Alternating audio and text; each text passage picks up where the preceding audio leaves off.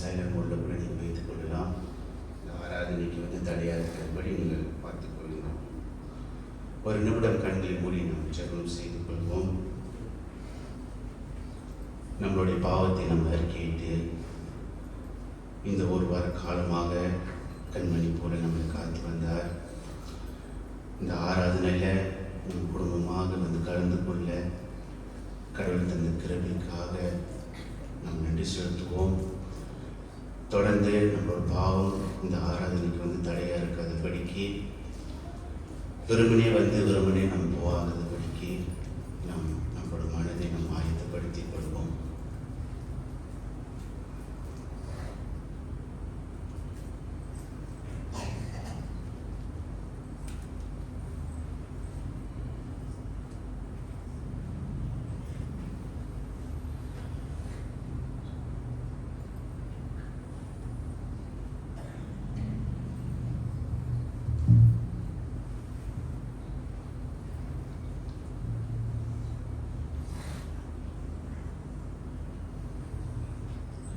சங்கீதம் 100 வசனம் 4-5 நான் வாசிக்கிறேன்.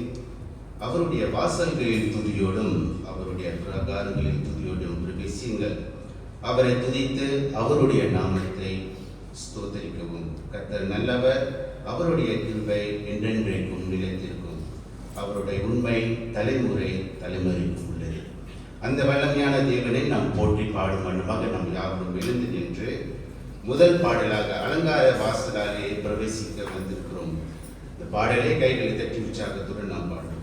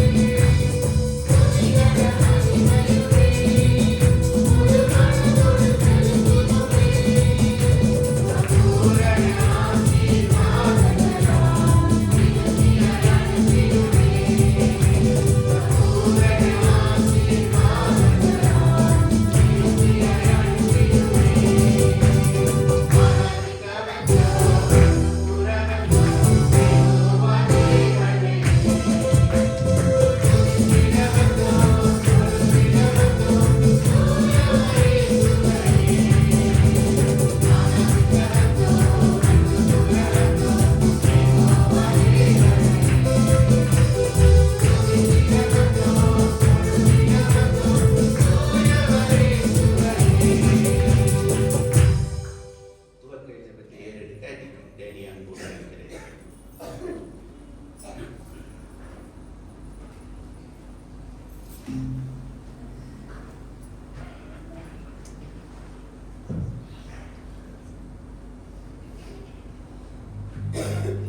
மாற்றுமை நிறைந்த எங்கள் ஜீவனுள்ள பரம்பிதாவே, அப்பா, அந்த காலை வேலைக்காக நாங்கள் அதிகமாக நமக்கு நன்றி செலுத்துகிறோம். இந்த காலையால் வேலை ஆண்டவரே, நீர் விசேஷமாக நீ ஆசீர்வதித்ததுக்காக நன்றி செலுத்துகிறோம் ஆண்டவரே. அப்பா, நீர் கொடுத்த இந்த நல்ல ஒரு பருவநிலைக்காக நன்றி செலுத்துகிறோம். இந்த வேலையில கூட ஆண்டவரே, குடும்பமாக ஆண்டவரே, நீர் உங்களுடைய ஆலயத்துக்கு எங்களை அழைத்து வந்ததுக்காக நாங்கள் நன்றிகளை செலுத்துகிறோம். நீர் இரக்கம் பாராட்டுறதுக்காக நன்றி செலுத்துகிறோம் ஆண்டவரே. மகிமையின் தேவனே, உமக்கு நாங்கள் நன்றிகளை செலுத்துகிறோம். உண்மை நாங்கள் உயர்த்துகிறோம் ஆண்டவரே. வானத்துக்கு மேலாக நாங்கள் உயர்த்துகிறோம். நீர் நல்லவராக இருப்பதற்காக நன்றி செலுத்துகிறோம் ஆண்டவரே. நீர் மகிமையா இருக்கின்ற தேவன் ஆண்டவரே. பரத்தில் வீட்டிருக்கின்ற தேவனா இருப்பதற்காக நன்றி செலுத்துகிறோம். உங்களுடைய இரக்கத்தை நீ காட்டுவதற்காக நன்றி செலுத்துகிறோம். உங்களுடைய கரம் எங்கள் ஒவ்வொரு மேலும் இருந்ததுக்காக நன்றிகளை செலுத்துகிறோம் ஆண்டவரே. நன்றியா இருக்கிறோம் ஆண்டவரே. அப்பா, நாங்கள் குனிந்து பணிந்து ஆண்டவரே உங்களுக்கு நாங்கள் தொழுது கொள்கிறோம். பாடல் மூலியமாக, வேத வசனம் மூலியமாக, உங்களுடைய செய்தியின் மூலியமாக ஆண்டவரே நாங்கள் துதிக்க, நாங்கள் போற்ற இந்த நேரத்தை நீங்கள் பயன்படுத்திக் கொள்ள உதவி செய்யுமாக நாங்கள் செலுத்துகிறோம் ஆண்டவரே. இந்த வேலையில ஆண்டவரே எப்படியாக worship leader-க்காக நாங்கள் ஜெபிக்கிறோம். அந்த மகனோடு நீ தங்கியிருந்ததுக்காக நன்றி செலுத்துகிறோம். கொடுத்த நல்ல ஒரு குலவளத்துக்காக நன்றி செலுத்துகிறோம் ஆண்டவரே. உங்களுடைய கிருபை அவர் மேல் இருந்ததுக்காக நன்றி செலுத்துகிறோம். வாசிக்கின்ற பிள்ளைகளையும் நாங்கள் நினைக்கிறோம் ஆண்டவரே. இவர்களுக்கு கொடுக்கப்பட்ட அந்த தாளந்துக்காக நன்றி செலுத்துகிறோம். இந்த வேலையில் ஆண்டவரே அப்பா, உங்களுடைய செய்தி ஏந்தி வந்திருக்கிற சபையின் போதகருக்காக நன்றி செலுத்துகிறோம். அப்பா, அந்த மகனோடு நீ தங்கியிருந்ததுக்காக நன்றி. அந்த மகனோடு நீ வலியுறுத்துவதற்காக நன்றி செலுத்துகிறோம். என்று அவருக்கு கொண்டு வந்த அந்த செய்தியானது ஆண்டவரே எங்களுக்கு அது பிரயோஜனமா இருக்கத்தக்க ஆண்டவரே. மாற வேண்டிய இடத்திலே நாங்கள் மாறும்படியாக ஆண்டவரே, மாறுதலை உண்டுபடுத்துகிற தேவனா இருக்கிற ஆண்டவரே, ஒரு மாறுதலை எங்களுக்கு தர வேண்டுமாக ஜெபிக்கிறோம் ஆண்டவரே. எங்க வாழ்க்கையிலே ஒளியும் முகமாக இருக்கிற தேவனா இருக்கிறதுக்காக நன்றி செலுத்துகிறோம். எங்க வாழ்க்கை பிரகாசப்படும்படியாக ஒரு விஷயமாக ஜெபிக்கிறோம். உண்மை நாங்கள் உயர்த்துகிறோம் ஆண்டவர். உங்களுக்கு நாங்கள் நன்றிகளை செலுத்துகிறோம். அல்பா உண்மையாக இருந்து எங்களை வழிநடத்துகிற தேவனே, உங்களுக்கு நன்றி அப்பா, நன்றி செலுத்துகிறோம். மகிமையாக இருக்கிற தேவன் ஆண்டவரே, இந்த காலை வேளையில முழு மனதோடு நாங்கள் துதிக்க கொடுக்கப்பட்ட அந்த 1.5 மணி நேரத்தில் ஆண்டவரே முழு மனதோடு நாங்கள் துதிக்க நீ உதவி செய்யணுமாக நாங்கள் கெஞ்சுகிறோம். அந்த வேளையில் ஆண்டவரே எங்களோட குற்றம் குறைகள் பாவங்கள் யாவும் இருந்தாலும் மன்னிக்க விடுமாக நாங்கள் ஜெபிக்கிறோம். பரிசுத்தமாக அந்த காலை வேளையில நாங்கள் பங்கு கொள்ள உதவி செய்யும் ஆண்டவரே. வந்து கொண்டிருக்கிற பிள்ளைகளும் ஆண்டவரை குறித்த நேரத்தில் வந்து சேர முடியாது. நீரை பருக வேண்டும், நாங்கள் சிறுக வேண்டும் ஆண்டவரே. நன்றி செலுத்தி இந்த ஜெபத்தை ஏறெடுக்கிறோம் என் ஜீவன் உள்ள பரம்பிதாவே. சபையார் அமருங்க. இரண்டாவது பாடலாக மலைகள் விலகி போனாலும் பர்வதங்கள் பேசி போனாலும் பாடலை கையில் தட்டி உற்சாகத்தோடு பாடும். Bye.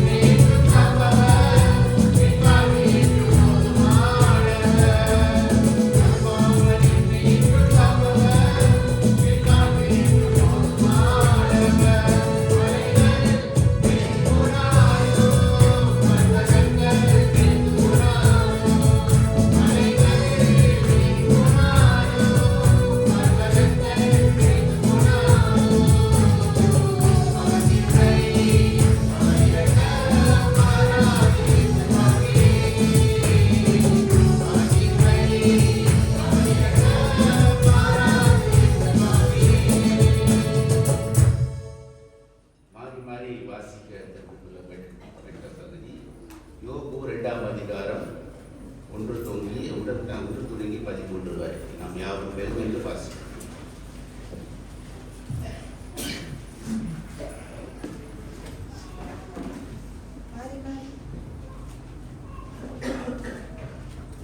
மாறி மாறி வாசிக்க தெரிந்து கொள்ளப்பட்ட வேத பகுதி யோபு 2ஆம் அதிகாரம் வசனம் 1 தொடங்கி 13ஆம் வசனம் வரை. 1ஆம் வசனம் நான் வாசிக்கிறேன், 2ஆம் வசனம் நீங்கள் வாசிக்கிறேன். பின் ஒரு நாளிலே தேவபுத்திரர் கர்த்தருடைய சந்நிதியில் வந்து நின்றபோது சாத்தானும் அவர்கள் நடுவிலே கர்த்தருடைய சந்நிதியில் வந்து நின்றான்.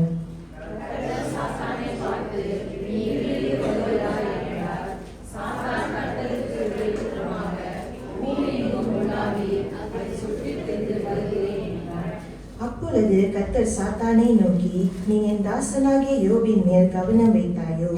உத்தமனும் சன்மார்க்கனும் தேவனுக்கு பயந்து பொல்லாப்புக்கு விலகுகிறமான மனுஷனாகிய அவனைப் போல பூமியிலே ஒருவனும் இல்லை. முகாந்தரம் இல்லாமல் அவனை நிர்மூலமாக்கும்படி நீர் என்னை ஏவின போதிலும் அவன் இன்னும் தன் உத்தமத்திலே உறுதியாய் நிற்கிறான் என்றார்.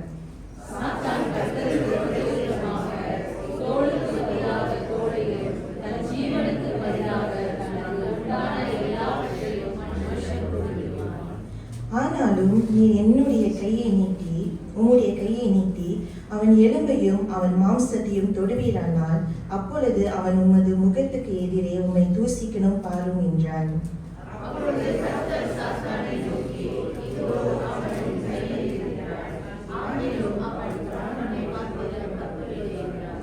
அப்பொழுது சாத்தான் கர்த்தருடைய சந்நிதியில் விட்டு புறப்பட்டு யோபின் உள்ளங்கால் தொடங்கி அவன் உச்சந்தலை மட்டும் கொடிய பற்களால் அவனை வாதித்தான்.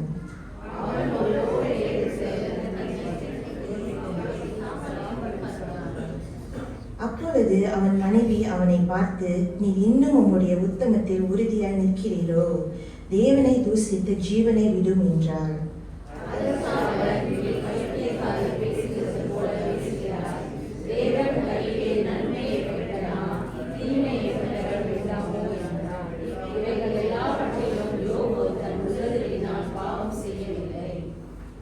யோபுடைய 3 சிநேகிதராகிய தெமானியனான எலிபாசும் சோகியனான பில்தாட்டும் நாகமாத்தியனான சோபாரும் யோபுக்கு நேரிட்ட தீமைகள் யாவையும் கேள்விப்பட்ட போது அவனுக்காக பரிதபிக்கவும் அவனுக்காக ஆறுதல் சொல்லவும் ஒருவரோடு ஒருவர் யோசனை பண்ணிக்கொண்டு அவர்கள் தங்கள் ஸ்தலங்களில் இருந்து வந்தார்கள்.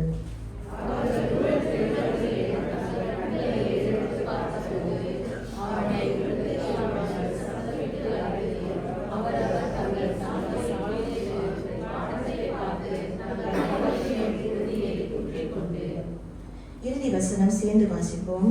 வந்து அவன் துக்கம் மகா கொடிய துக்கம் என்று கண்டு ஒருவரும் அவனோடு ஒரு வார்த்தையும் பேசாமல் இரவும் பகலும் 7 நாள் அவனோடு கூட தரையிலே உட்கார்ந்திருந்தார்கள்.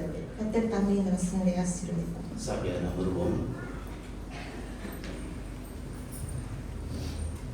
உங்கள் யாவரும் கொடுத்திராம் பைபிள் பிரஸ்பிட்டரின் காலை ஆராதனைக்கு உங்களை அன்போடு வரவேற்கிறோம்.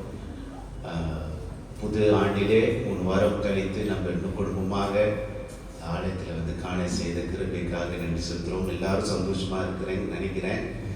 சிரிச்ச முகத்தோட நம்ம ஒவ்வொரு நாளும் நம்மளோட வாழ்க்கை கடந்து போக கடவுள் நம்மளுக்கு உதவி செய்வாராக. நாம் காணிக்கை தசம்பாகம் எடுக்கிறதுக்கு முன்பாக நம்ம இன்னொரு பாடலை நாம் பாடுவோம். 1000 நன்மைகள் அனுதினம் என்னை சூழ்ந்திட.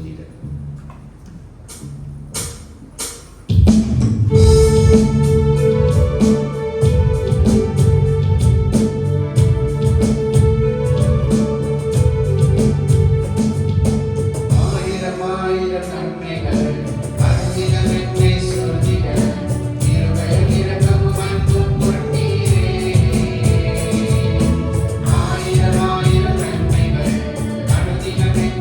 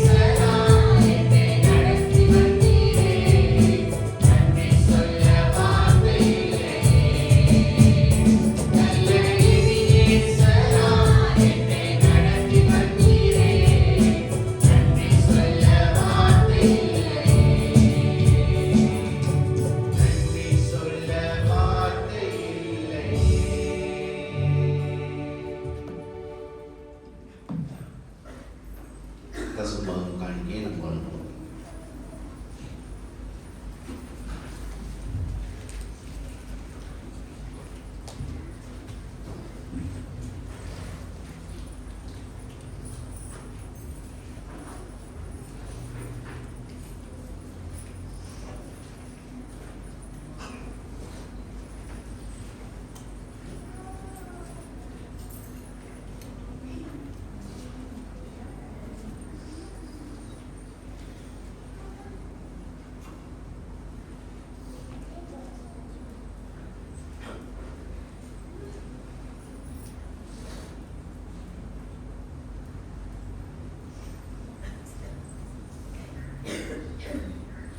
ஸ்தோத்திர பாடலை நாம் பாடுவோம்.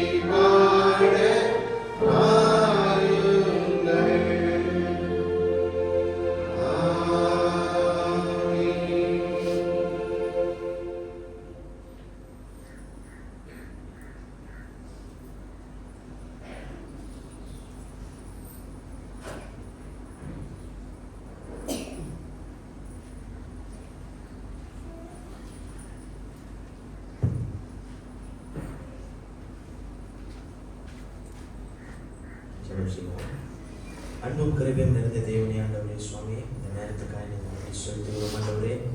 அப்பா ஆண்டவரே, இந்த நாலு ஆண்டவரே எங்களுக்கு பெருத்தை கொடுத்து கிருபையை கொடுத்து வழி நடத்துறதுக்காக நாங்கள் செலுத்துகிறோம் ராஜா.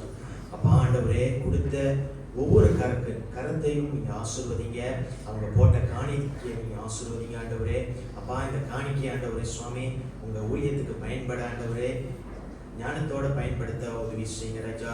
அப்பா போட்ட ஒவ்வொரு கருத்தையும் ஆண்டவரே நீங்கள் ஆசீர்வதிங்க. அவங்க வேலை இடத்துல ஆசீர்வதிங்க. அப்பா வேலை இடத்துல சமாதானத்தோட வேலை செய்ய உதவி செய்யுங்க ஆண்டவரே. அப்பா அவங்க போக்கிலையும் வரத்திலையும் ஆண்டவரே அவங்க பாதுகாத்துக் கொள்ளுங்க. அவங்க ரத்த போட்டியாக நீங்கள் மூடிக்கொள்ளுமாய் கூட ஜெபிக்கணும் ஆண்டவரே. எவ்வளோ கஷ்டம் இருந்தாலும் ஆண்டவரே அப்பா அந்த வேலை இடத்துல ஆண்டவரே அவங்க சந்தோஷத்தோட ஆண்டவரே அப்பா மன நிம்மதியோடு அவங்க வேலை செய்ய அவங்க மேல் கிருபியா இருந்து வழி நடத்துமாய் கூட ஜெபிக்கணும். இயேசு பர கேட்கிறேன் ஜீவனுள்ள நல்ல விதம்.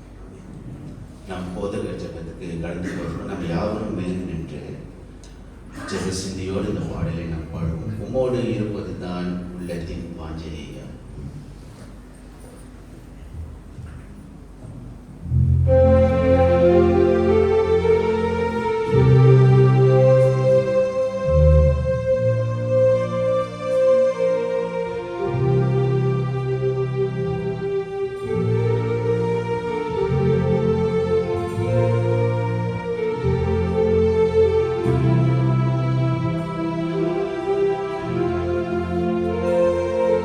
you.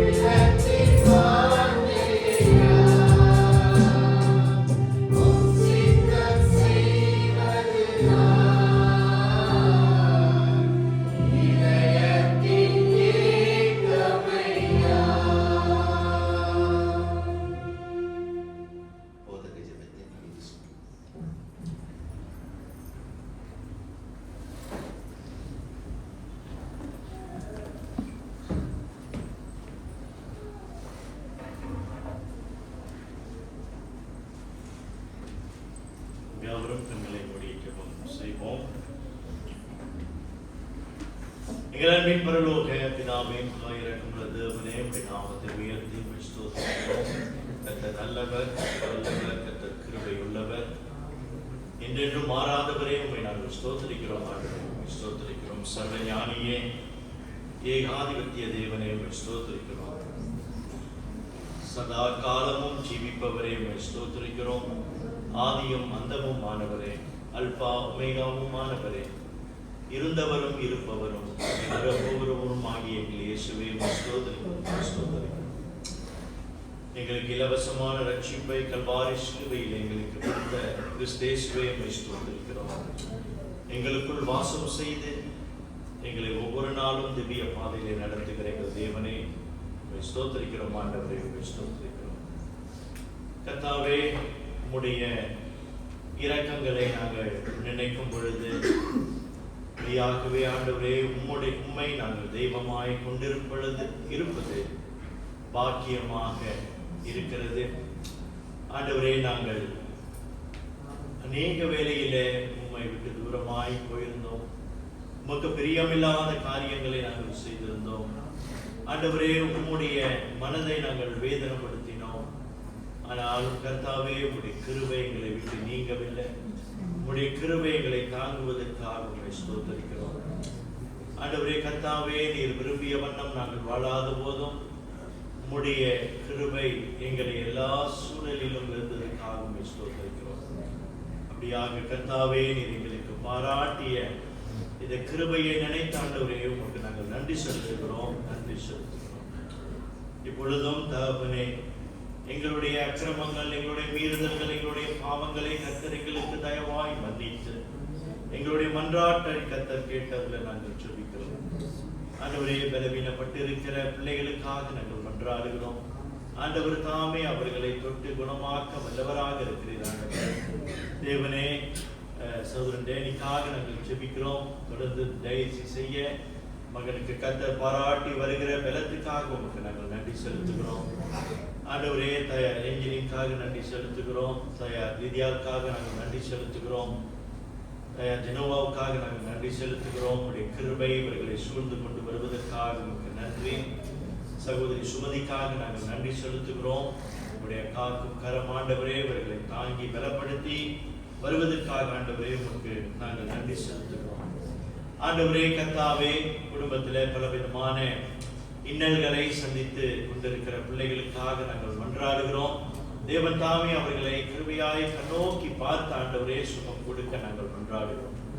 ஆண்டவரே, விடுதலை கொடுக்க நாங்கள் மன்றாடுகிறோம். கர்த்தாவே, தேவனே, ஆபத்து காலத்திலே என்னை நோக்கி கூப்பிடு, நான் உன்னை விடுவிப்பேன், நீ என்னை மகிமைப்படுத்துவாய் என்று நீ சொன்னது போல ஆண்டவரே, அப்படியாக கர்த்தாவே அவர்களுடைய கூக்குரலை கர்த்தர் கேட்டு அவர்களுக்கு கர்த்தர் சகாயம் செய்ய நாங்கள் ஜெபிக்கிறோம். ஆண்டவரே, இப்படியாக உள்ளுத்திரம் திருச்சபையில் இருக்கிற ஒவ்வொரு குடும்பமும் கர்த்தர் பொறுப்பெடுத்து வழிநடத்த இம்மட்டும் நடத்தி வருவதற்காக ஸ்தோத்திரம்.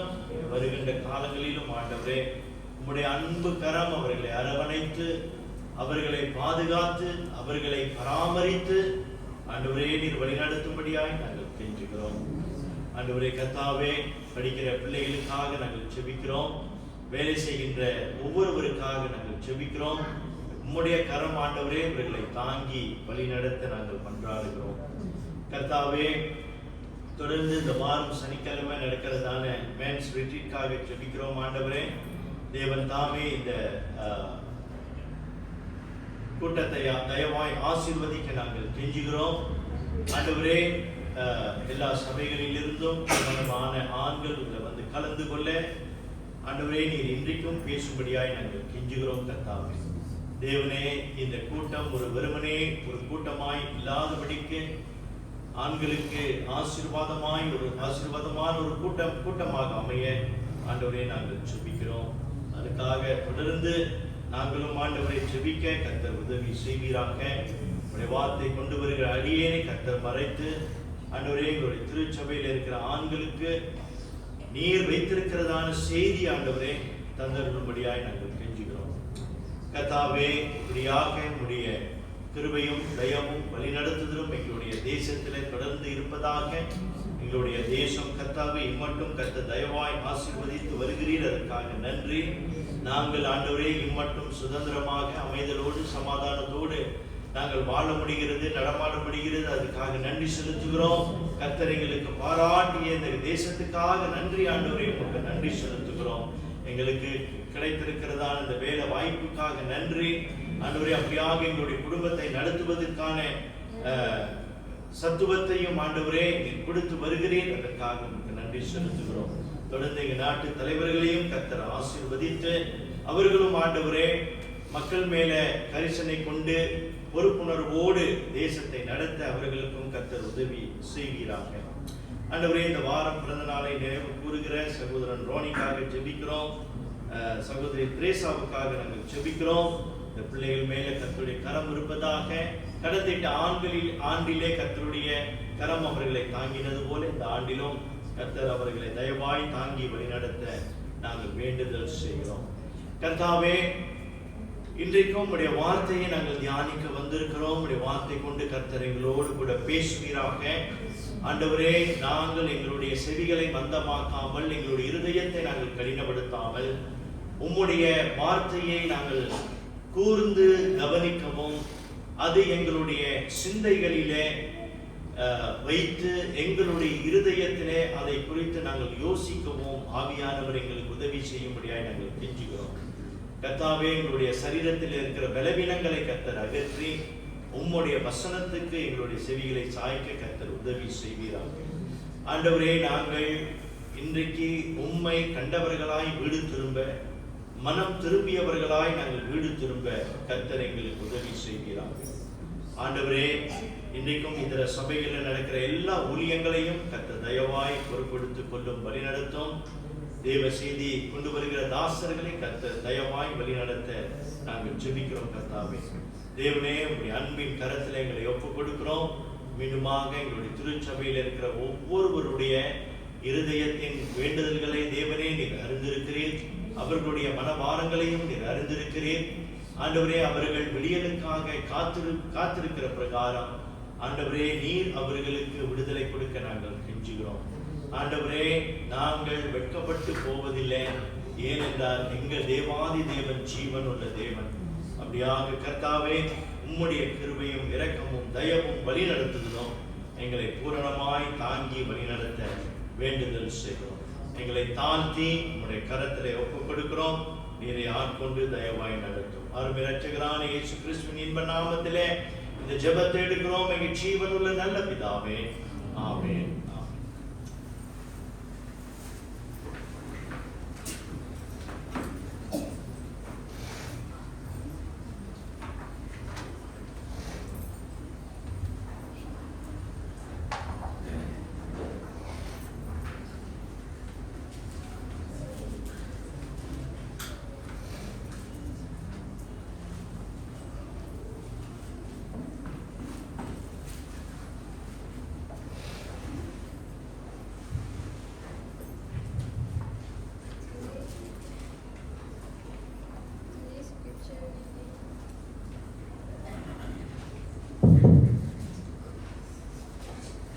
Today's scripture reading is taken from Luke chapter 1 verse 76 to 18.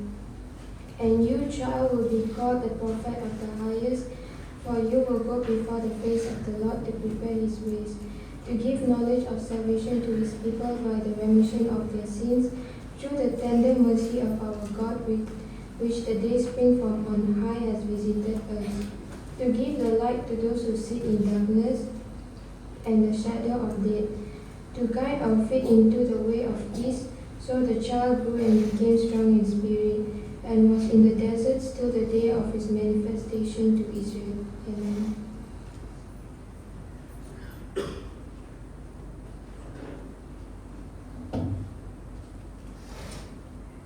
என்னுடைய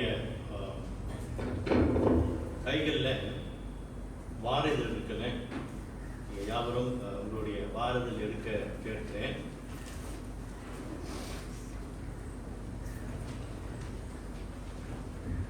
வாரதல் யாருக்கு கிடைக்கல கை தூக்குங்க. இருக்கெல்லாம் இருக்கும் இல்ல, பின்னால இல்ல, பீட்டர்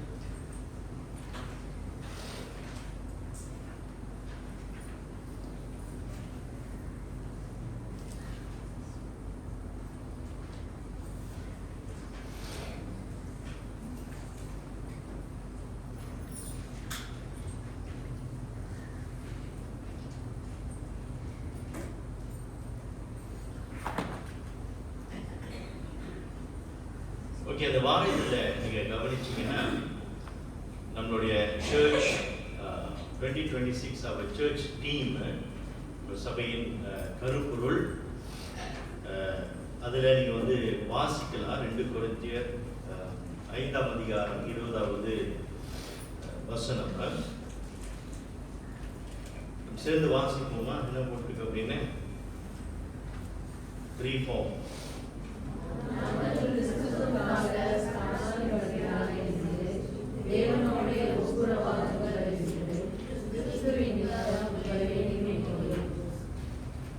ஸோ இதுதான் நம்மளுடைய சபையின் கருப்பொருள். இந்த ஆண்டு இந்த கருப்பொருளினுடைய அர்த்தம் என்னவென்றால், விசுவாசிகளாகிய நம்முடைய பிரதான கடமை, our prime duty, every church member's prime duty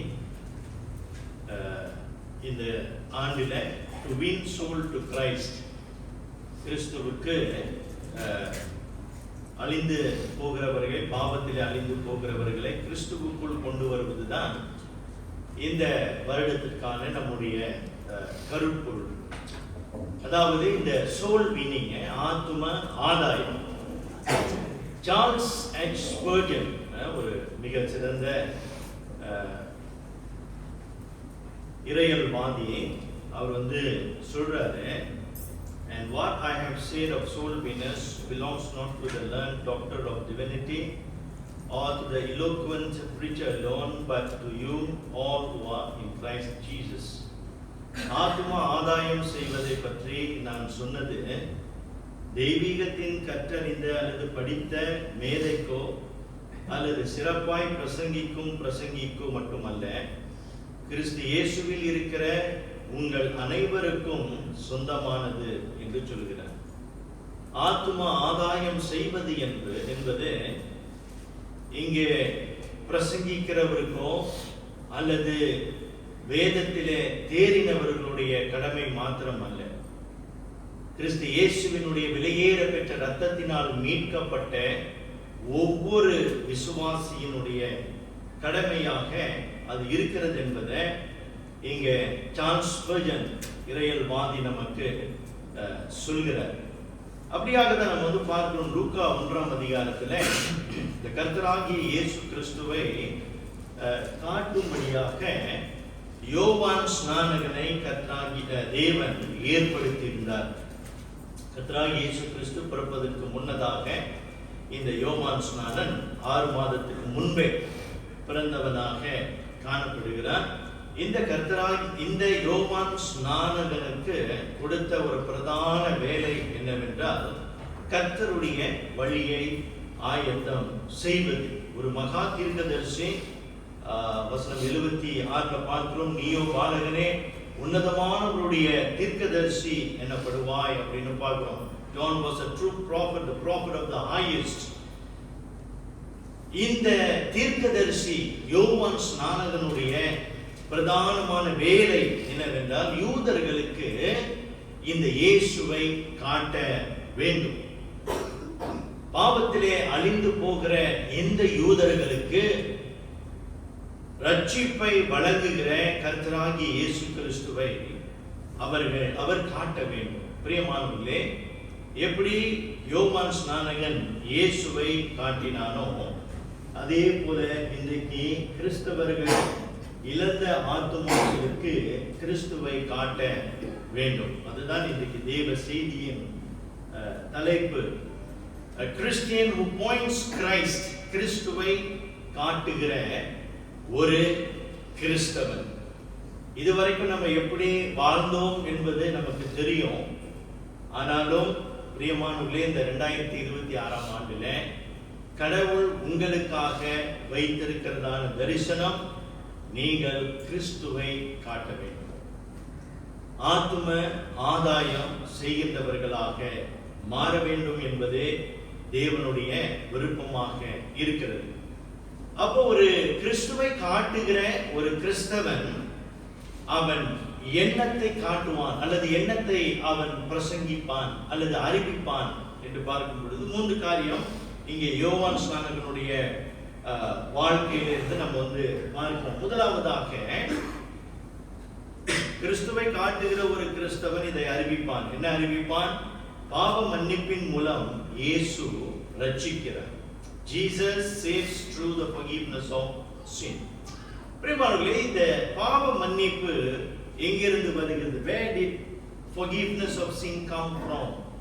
பாவ மன்னிப்பு எங்கிருந்து வருகிறது?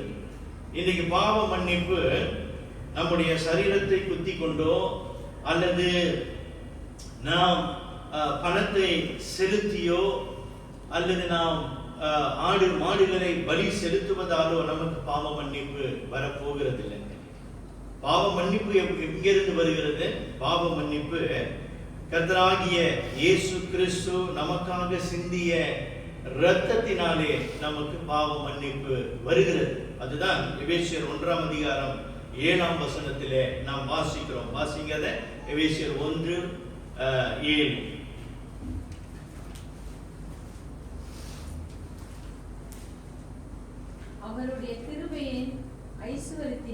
அவருடைய கிருபையின் ஐசுவரியத்தின்படியே இவருடைய இரத்தத்தினாலே யாருடைய இரத்தம்? கர்த்தராகிய இயேசு கிறிஸ்துவினுடைய இரத்தத்தினாலே பாவ மன்னிப்பாகிய மீட்பு இவருக்குள் நமக்கு உண்டாயிருக்கிறது. பிரியமானவர்களே, பாவ மன்னிப்பு வேறு எங்கேயும் இல்லை. பாவ மன்னிப்பு கர்த்தராகிய இயேசு கிறிஸ்துவின் மூலமாகவே நமக்கு வருகிறது என்று பார்க்கிறோம். வேற வழி ஒன்றுமல்ல. பாவங்கள் மன்னிக்கப்படுவதற்கு இயேசு தம்முடைய பரிசுத்த இரத்தத்தை நமக்காக சிந்தினார். இயேசு கிறிஸ்து தன்னுடைய ஜீவனையே பலியாக கொடுத்து நம்மளுடைய பாவங்களை மன்னிக்கவே நம்முடைய இரத்தத்தை சிந்தினார். அதனால்தான் நம்ம வந்து வாசிக்கிறோம், இரத்தம் சிந்துதல் இல்லாமல் பாவ மன்னிப்பு உண்டாகாது. இரத்தம் சிந்துதல் இல்லாமல் பாவ மன்னிப்பு உண்டாகாது. பிரியமானவர்களே, கர்த்தராகிய இயேசு கிறிஸ்து கல்வாரி சிலுவையிலே நமக்காக சிந்திய இரத்தம், அந்த கோலம், அந்த இயேசு சிலுவையிலே நமக்காக செய்த அந்த தியாகம் வந்து ஒரு இறையல்வாதி சொல்லுகிறார், it was a painful and bloody அப்படின்றார். அதாவது அந்த இயேசுவினுடைய தியாகமானது அல்லது பலியானது அது வேதனையானதும் இரத்த கலரியானதும் என்று சொல்லுகிறார். ஏனென்றால் நீங்கள் இந்த யூடியூப்லயும் சரி படத்துல நீங்க வந்து பார்த்திருப்பீங்க, கல்வாரி சிலுவையில கர்த்தராகிய இயேசு கிறிஸ்து தொங்கும் பொழுது அவருடைய சரீரத்திலே இரத்தம் படாத இடமே இல்லை. உச்ச தலையிலிருந்து உள்ளங்கால் வரைக்கும் அவருடைய இரத்தம் சிந்தப்பட்டது என்று பார்க்கிறோம். அதுதான் இரத்த கலரி என்று சொல்லுகிறோம். அதாவது இரத்தம் நிறைந்தவராய் அவர் காணப்பட்டார். அப்போ அது என்ன காட்டுகிறது? இயேசு சிந்திய அந்த இரத்தத்தினால தான், நம்முடைய இரத்தத்தினால தான் நம்முடைய பாவங்கள் நமக்கு மன்னிக்கப்படுகிறது, நமக்கு புதிய வாழ்வு கிடைக்கிறது. இயேசு கிறிஸ்து இரத்தம் சிந்தாவிட்டால் நமக்கு இன்றைக்கு பாவ மன்னிப்பு இல்லை, நமக்கு புது வாழ்வு இல்லை, நமக்கு நித்திய ஜீவன் இல்லை, நமக்கு பரலோகம் இல்லை. பிரியமானவர்களே, நாம் என்ன உணர்ந்து கொள்ள வேண்டும் என்றால், கர்த்தராகிய இயேசு கிறிஸ்து நமக்கு சிந்திய அந்த இரத்தம், அவருடைய பரிசுத்த இரத்தம், விண்ணுலகத்தை விட்டு மண்ணுலகத்துக்கு வந்து அவர் மனுகுலத்திற்காக சிந்திய அந்த விலையேற பெற்ற இரத்தம் நம்மளுடைய அக்கிரமங்கள், நம்முடைய மீறுதல்கள், நம்முடைய பாவங்களை அத்தனையும் மன்னித்தது என்பதை நாம் உணர்ந்து கொள்ள வேண்டும். இந்த ஆத்மா ஆதாய ஊழியத்திற்கு இந்த அடிப்படை அறிவு நமக்கு மிக மிக முக்கியம். அந்த பாவ மன்னிப்பினால் என்ன ஆனது நமக்கு வந்து தெரிகிறது. இயேசு ரத்தம் சிந்தினார், நாம் அவரை விசுவாசிக்கும் போது நம்முடைய பாவங்கள் மன்னிக்கப்படுகிறது, அவ்வளவுதான் நமக்கு வந்து தெரிகிறது. ஆனா அதுக்கு பின்னால நடக்கக்கூடிய காரியங்கள் என்ன? கர்த்தராகிய இயேசு கிறிஸ்து தம்முடைய இரத்தத்தை சிந்தி நம்முடைய பாவங்களை மன்னிக்கிறார் என்று சொல்லும் பொழுது அது என்ன காட்டுகிறது என்றால், நம்முடைய பாவங்கள், நம்முடைய மீறுதல்கள், நம்முடைய அக்கிரமங்கள் அவ்வளவு பெரிதாக இருக்கிறது. அது மன்னிக்க முடியாத அளவுக்கு இருக்கிறது. மன்னிக்க முடியாத அளவுக்கு என்றால், இந்த பூலோகத்திலே நாம் எதையும் கொடுத்தோ அல்லது தியாகம் செய்தோ அல்லது பரிமாறிக்கொண்டு நாம் எதையும் அந்த பாவ மன்னிப்பை நாம் பெற்றுக்கொள்ள முடியும். ஏனென்றால் நம்முடைய பாவம் அவ்வளவு பெரிதாக இருக்கிறது. அப்போ இயேசு கிறிஸ்து கல்வாரி சிலுவையிலே அவர் ரத்தம் சிந்தி நம்மை மீட்கிறார் அப்படின்னு சொல்லும் பொழுது என்ன காட்டுகிறது? இந்த மகா பெரிய பாவத்தை, இந்த கொடூர பாவத்தை அவர் என்ன செய்திருக்கிறார்? தம்முடைய ரத்தத்தை சிந்தி நம்முடைய பாவத்தை அத்தனையும் என்ன செய்திருக்கிறார்? அவர் நீக்கி விட்டார் என்று பார்க்கிறோம். தமிழ்ல இன்னொரு வார்த்தை இருக்கிறார், ரத்து செய்து விட்டார். It was cancelled. அப்போ நாம் கடவுளுக்கு ஒரே ஒரு கடன் பட்டிருக்கிறோம். என்ன கடன்? பாவக்கடன். இந்த பாவக்கடனை நம்ம எதையும் செலுத்தி தீர்க்க முடியாது. ஆகினால்தான் கர்த்தராகிய இயேசு கிறிஸ்து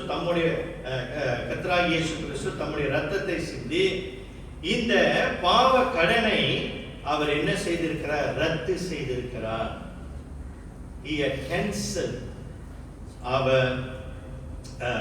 death of sin. பிரியமானவர்களே, ஆகினால்தான் நம்ம வந்து பார்க்கிறோம், நம்மளுடைய பாவங்கள் மன்னிக்கப்பட்டதுனால தான் இன்றைக்கு பரலோகத்தில் இருந்த தேவன் நம்மை பார்க்கும் பொழுது எப்படியாக பார்க்கிறார்? நீதிமானாக பார்க்கிறார். நம்மிடத்திலே பாவம் இல்லாதவராக அவர் பார்க்கிறார். ஏனென்றால் கர்த்தராகிய இயேசு கிறிஸ்துவினுடைய நீதி, he is the righteous God. அவருடைய நீதி நமக்கு தரித்திருக்கப்பட்டிருக்கிறது. இன்னும் கொஞ்சம் உங்களுக்கு இலகுவா புரிய வைக்கிறேன். நாம் கடன்பட்டவர்களாக இருக்கிறோம். நம்முடைய கடனை கர்த்தராகிய இயேசு கிறிஸ்து மன்னித்து விட்டார். சரியா? மன்னித்து விட்டது மாத்திரமல்ல, நாம் விடுதலையாக்கப்பட்டிருக்கோம். இப்போ விடுதலை கடனிலிருந்து விடுதலையாக்கப்பட்ட நம்ம யார் இவராகிலும் நம்மை பார்க்கும்போது இப்ப எப்படி பார்க்கிறாங்க? கடன் இல்லாதவனாக பார்க்கிறாங்க. கடனிலிருந்து விடுதலை பெற்றவனாக பார்க்கிறோம். அதே போலதான் கர்த்தராகிய இயேசு கிறிஸ்துவினுடைய திரு ரத்தம் நமக்காக சிந்தப்பட்டதனால தான் நமக்கு பாவ மன்னிப்பு உண்டாய் இருக்கிறது. நம்ம பாவ கடன் தீர்க்கப்பட்டு இருக்கிறது. இன்றைக்கு நாம் கிறிஸ்து தேவனுக்கு முன்பதாக நீதிமானாக நிற்கிறோம். We are declared righteous before our God. அப்போ பிரியமானவர்களே, இது எத்தனை பெரிய ஒரு பாக்கியம்! இந்த பாவ மன்னிப்பை அருளுகிற கர்த்தராகிய இயேசு கிறிஸ்துவை குறித்து நாம் பேசாமல் இருக்க முடியுமா? பேசாமல் இருக்க முடியுமா? நாம் எப்போது தெரியுமா பேசாமல் இருப்போம்? எப்பொழுது என்றால், கல்வாரி சிலுவையில கர்த்தராகிய இயேசு கிறிஸ்து சிந்திய அந்த இரத்தத்தினுடைய மதிப்பு நமக்கு தெரியாத போது, அந்த இரத்த கலரியில இருந்த இயேசு கிறிஸ்துவினுடைய தியாகத்தை நாம் உணராத போது, அதை ஒரு காட்சியாக தான் நாம் பார்க்கிறோமே தவிர அதனுடைய ஆழத்தையும் அதனுடைய கொடூரத்தையும் நாம் உணராத வரைக்கும் இந்த பாவக்கடனை தீர்க்கிற இயேசுவை குறித்து நாம் பேசாமலே இருக்கோம். ஒரு உதாரணத்தை நான் சொல்லுகிறேன் உங்களுக்கு. இப்போ எனக்கு ஒரு 1 மில்லியன் கடன் இருக்குன்னு வச்சுங்களேன். 1 மில்லியன்னா எத்தனை சைபர் தெரியுமா உங்களுக்கு? எத்தனை பூஜ்ஜியம் இருக்கு? 6 பூஜ்ஜியம். பில்லியன்னா 1 பில்லியன்னா எத்தனை? இந்த பில்லியன்லாம் வந்து நம்ம சாம்கிட்ட தான் கேட்கணும். சாம்ஸ்கிட்ட எத்தனை? 10 இல்லைங்களா? 9 சரியா? ஸோ அது சரி 1 மில்லியன் வச்சுக்கோமே. அது தீக்கிறதுக்கே நமக்கு பெரிய வாழ்நாளே பத்தாது. ஓகே சரி 1 மில்லியன் வச்சுக்கோமே. Huge debt. சரி இப்போ என்ன ஆகுது, இந்த கடன் என்னால் செலுத்த முடியல. என்ன ஆகுதுன்னா, கடன் செலுத்த முடியாதனால மன அழுத்தத்திற்கும் வேதனைக்கும் பலவிதமான பிரச்சனைக்குள்ள நான் ஆளாகி இருக்கிறேன். அப்போ ஒரு நாள் ஒரு மனுஷன் அவர் என்னுடைய சூழ்நிலையை கண்டு அவர் என்ன செய்யறாரு, ஒரு செக் எழுதி என்னுடைய கடனை தீர்க்கிறார் 1 மில்லியன். இப்போ யாராவது இருக்காங்க அந்த மாதிரி இருந்தால் எனக்கும் சொல்லுங்க. ஓகே எழுதி கொடுக்குற செக் 1 மில்லியன், உன்னோட கடன் எல்லாத்தையும் நான் தீர்க்கிறேன் அப்படி. பிரியமானவர்களே, இந்த கடனை தீர்த்துட்டாரு, நான் இப்போ விடுதலை ஆகிட்டேன். சரியா? அடுத்தது என்ன நடக்குதுன்னா, என்னை போல இப்போ இன்னொரு மனுஷன் வந்திருக்கிறார். மகேந்திரன் இருக்கிறார். அவரே இதே போலதான், அவருக்கு 2 மில்லியன் கடன் இருக்குது. அவரை படுற வேதனை ஓகே கொஞ்சம் நஞ்சம் இல்லை. அப்போ ஒரு நாள் நான் கேள்விப்படுறேன், ஐயோ இவ்வளவு வேதனைப்படுறாரு, இவ்வளவு கஷ்டப்படுறாரு. அப்ப நான் என்ன செய்வேன்? நீங்க சொல்லுங்க, நான் என்ன செய்வேன்? எப்படியாவது போனி சொல்லுவேன் நானு. எனக்கு அந்த அன்பும் அந்த இரக்கமும் அந்த இரக்க குணம் எனக்கு இருந்துச்சுன்னா, கொஞ்சமாவது அந்த மனிதாப விமானம் இருந்துச்சு அப்படின்னாக்க நான் என்ன செய்வேன் அப்படின்னா, அந்த ஐயா கிட்ட போய் நான் முறையிடுவேன். ஐயா, என்னுடைய கடனை நீங்க தீர்த்தது போல ஒருவேளை இதோ என் சகோதரன் ஒருவர் இருக்கிறாரு, 2 மில்லியன் கடன் பட்டிருக்கிறார் ஐயா, அவருடைய தவிப்பு நான் பார்க்கும்போது ரொம்ப வேதனையா இருக்குது ஐயா, அந்த கடனை தீர்க்க நீங்க கருணை காட்ட மாட்டீங்களா என்று நான் சொல்வேனா இல்லையா?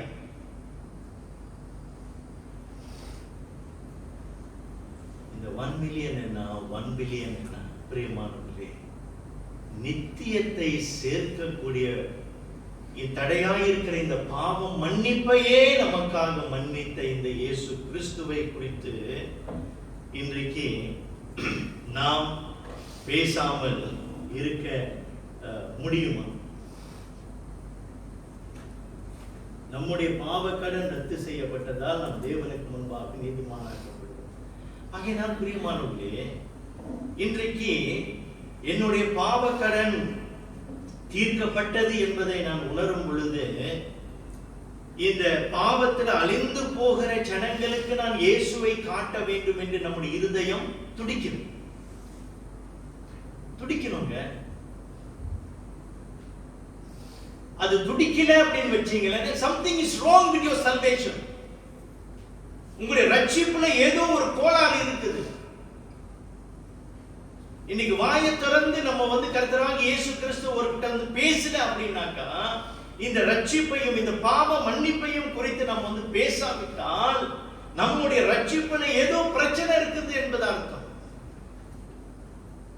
அவர் கல்வாரி சிலுவையில் நமக்காக சிந்திய அந்த இரத்தத்தினுடைய மதிப்பை நாம் இன்னும் உணராதவர்களாக காணப்படுகிறவர்களாய் நாம் காணப்படுகிறோம். இயேசு கிறிஸ்து இந்த உலகத்திற்கு அவர் வந்திருக்கும் பொழுது அவருடைய இதய துடிப்பெல்லாம் ஒன்றே ஒன்றுதான். என்ன? இந்த ஜனங்களை, தம்முடைய ஜனங்கள் யூதர்கள், அவர்களை பரலோக ராஜ்யத்தில் சேர்க்க வேண்டும்.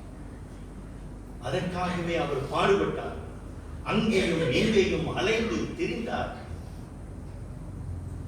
இன்றைக்கு அவருடைய அந்த துடிப்பு தான், இதய துடிப்பு தான் இன்றைக்கு நமக்கும் அது காணப்பட வேண்டும். அவருடைய ரத்தம் நம்முடைய பாவங்களை மன்னித்தது. அவருடைய இதய துடிப்பு இன்றைக்கு நமக்கு இருக்கிறது. எவ்வளவோ பேசணும், நம்மளுடைய அவிசுவாச நண்பர்கள்ட்ட எவ்வளவோ பேசணும், நாள் முழுதும் பேசுறோம், நாள் முழுதும் பேசுறோம். ஆனா இயேசு கிறிஸ்துவை பத்தி பேசுகிறோம், பாவ மன்னிப்பை குறித்து நாம் பேசுகிறோமா? பிரியமானவர்களே, நம்ம நினைக்க கூடாது அவன் சிரித்து பேசும்போது அவன் நல்லா இருக்கிறான் என்று நம்ம நினைக்க கூடாது. மறந்துடாதீங்க, அவனுடைய பாவம் நிறைந்து கொண்டிருக்கிறது. அவனுடைய பாவமானது அவனை நரகத்திலே கொண்டு தள்ள போகிறது. நீங்கள் தாமதிக்கிற ஒவ்வொரு வினாடியும் அவனை நரகத்துக்கு கொண்டு போகிறது என்பதை நீங்கள் உணர்ந்து கொள்ள வேண்டும். That is how serious they are. வெளியில அவங்க வந்து சிரிக்கிறாங்க, பேசுறாங்க, நகைச்சுவை பண்றாங்க, எல்லாம் சரிதான். ஆனா அவங்க தங்களுடைய பாவத்தை உணராததுனால, பாவங்கள் மன்னிக்கப்படாததுனால அவர்கள் நரகத்தை நோக்கி கொண்டிருக்கிறார்கள் என்பதை நாம் உணர்ந்தோமானால், அந்த இயேசுவை குறித்து நான் பேச வேண்டும் என்ற அந்த துடிப்பு எனக்குள்ளாக பெருகிக் கொண்டே இருக்கும்.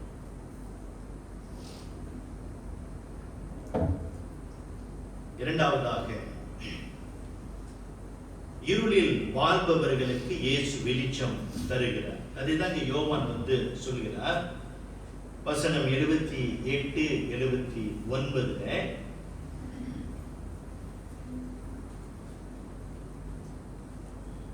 77 பார்த்தோம். நமது தேவனுடைய ஒழுக்கமான இரக்கத்தினாலே அவருடைய ஜனத்துக்கு பாவ மன்னிப்பாகிய ரட்சிப்பை தெரியப்படுத்தவும் அவருக்கு முன்னாக நடந்து போவாய். இரண்டாவதாக அது வெளிச்சம். அந்தகாரத்திலும் மரண இருளிலும் உட்கார்ந்திருக்கிறவர்களுக்கு வெளிச்சம் தரவும், நம்முடைய கால்களை சமாதானத்தின் வழியிலே நடத்தவும், அவ்விரக்கத்தினாலே உன்னதத்திலிருந்து தோன்றிய அருணோதயம் நம்மை சந்தித்திருக்கிறது என்றார். பிரியமானவர்களே, இந்த பாவத்தினால் என்ன ஆகிறது?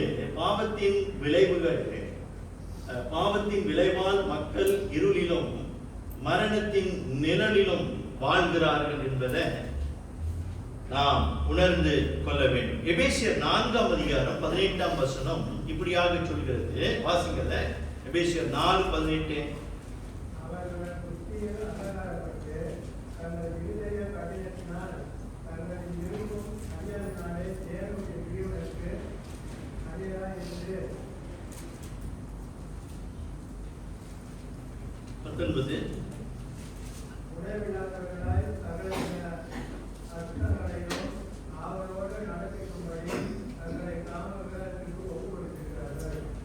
பிரியமானவர்களே, இதுதான் இந்த அந்தகாரத்திலே வாழ்ந்து கொண்டிருக்கிற ஜனங்களுடைய நிலை பார்க்கிறோம். அவர்கள் புத்தியில் அந்தகாரப்பட்டு தங்கள் இருதய கடினத்தினால் தங்களில் இருக்கும் அறியாமையினாலே தேவனுடைய ஜீவனுக்கு அந்நியராயிருந்து, அதாவது நித்திய ஜீவனுக்கு அவர்கள் தூரமாயிருந்து உணர்வில்லாதவர்களாய் சகலவித அசுத்தங்களையும் ஆவலோடு நடப்பிக்கும்படி தங்களை காம விகாரத்திற்கு ஒப்பு கொடுத்திருக்கிறார்கள். பிரியமானவர்களே, இந்த வார்த்தை நான் உங்களுக்கு கொஞ்சம் விளக்க விரும்புகிறேன். இந்த காம விகாரம் அப்படின்ற வார்த்தை ஆங்கிலத்தில் என்ன போட்டிருக்குது? வாசிங்க யாராவது இங்கிலீஷ்ல. Can someone read in English Ephesians 4:18?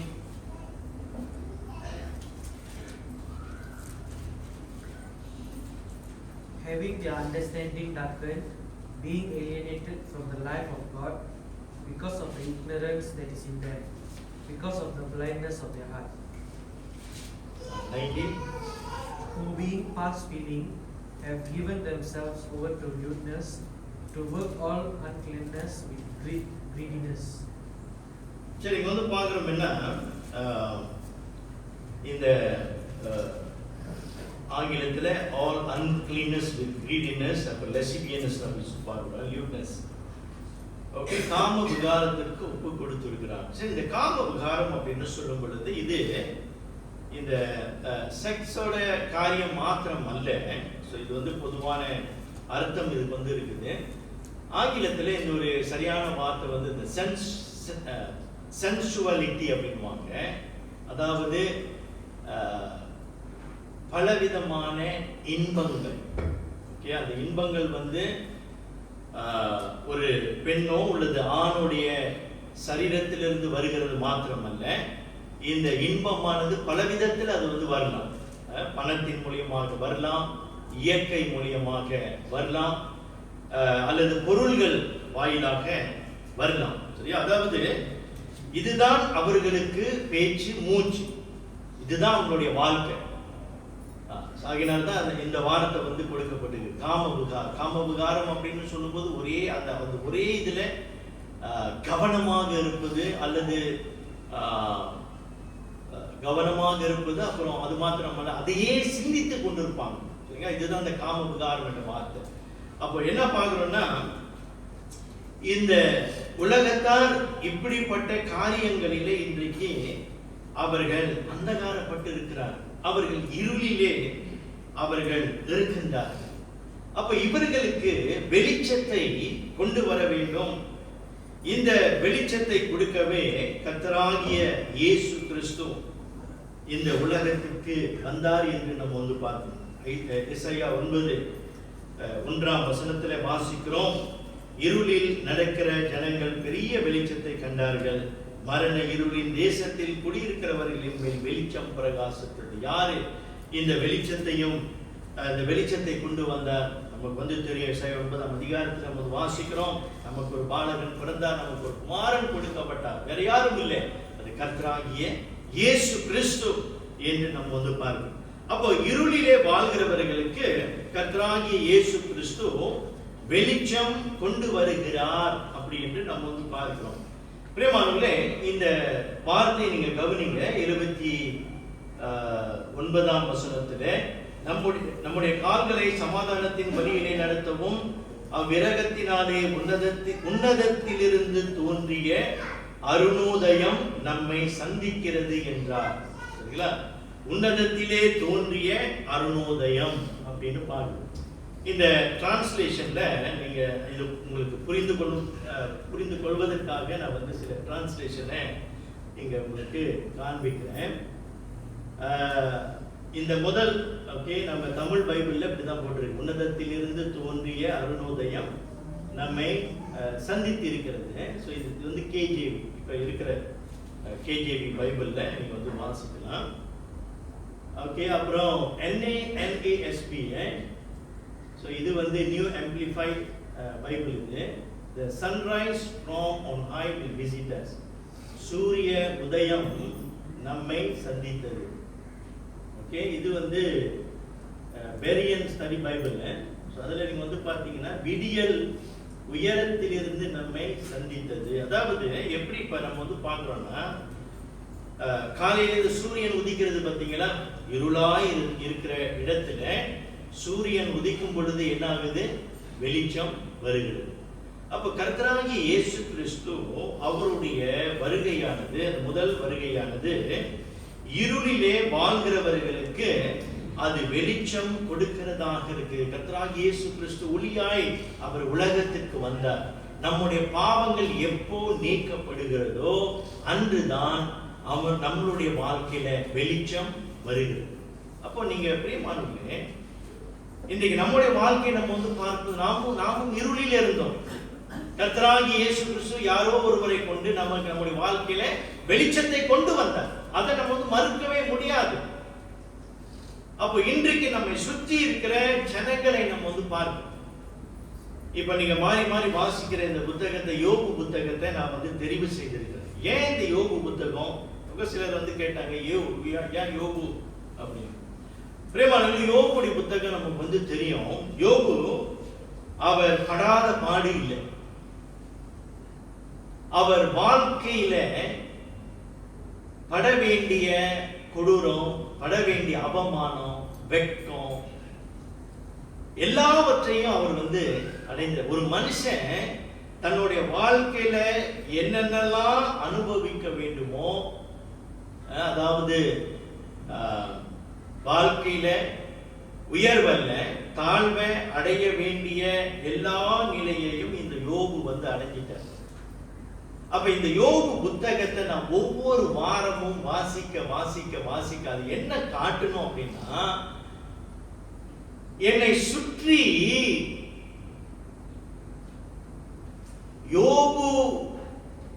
யோபுடைய வாழ்க்கையில நடந்தது போல என்னை சுற்றி இருக்கிற ஜனங்களுடைய வாழ்க்கை இருக்கிறது என்பதை நாம் உணர்ந்து கொள்வதற்காகவே. ஏனென்றால் இன்னைக்கு யோபுவை நம்ம வந்து பார்க்கிறோம். அவன் பெரிய ஒரு கஷ்டத்துல வந்து இருந்தான். அப்புறம் அவன் வந்து கடவுளை தூஷிக்கல, அப்புறம் ஒரு நாள் கடவுள் அவனை ஆசீர்வதித்தான், முடிஞ்சது. அவ்வளவுதான் நமக்கு வந்து தெரிகிறது. பிரியமானவர்களே, யோபுடைய நிலைமை தான் இன்றைக்கு நம்மை சுற்றி இருக்கிற ஜனங்களுடைய நிலைமையும் கூட. ஆகையினால தான் இந்த யோபு புத்தகத்தை வாரம் வாரம் இனிமேல வாசிக்க போறோம். வாசிக்க வாசிக்க நம்மளுடைய உணர்வு நமக்கு வரட்டும். ஐயோ, என்னை சுற்றி இருக்கிற ஜனங்கள் இப்படியாக தவித்து கொண்டிருக்கிறார்களே. சில உதாரணங்களை நான் உங்களுக்கு காட்டுகிறேன். யோபு புத்தகத்துக்கு திருப்புங்க, யோபு 3ஆம் அதிகாரத்துக்கு திருப்புங்க.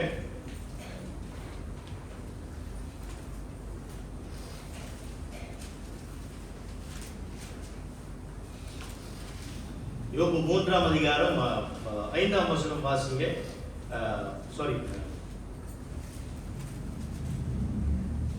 யோபு 3ஆம் அதிகாரம் 3ஆம் வசனம்.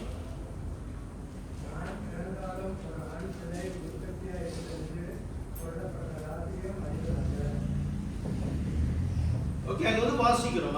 5 வரைக்கும் வாசிங்க.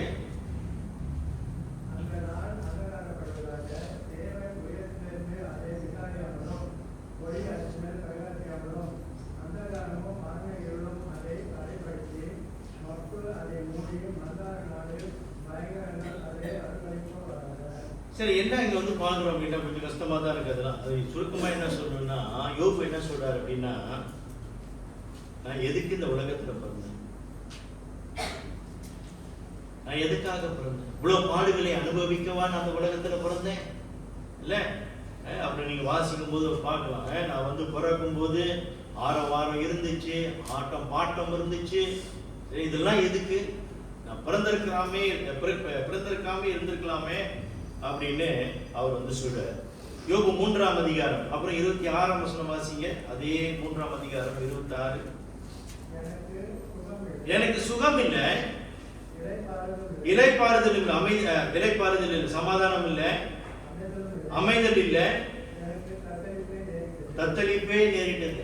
இன்னும் இலகுவா சொன்னோம்னா, சீக்கு சீக்கு சீக்கு, ஒரு சமாதானம் இல்லை, அமைதல் இல்லை, சண்டை போராட்டம் குடும்பத்துல இல்ல, எனக்கு தத்தளிப்பே நேரிட்டு கொண்டு. பிரியமானவர்களே, நம்ம சுத்தி பாருங்க,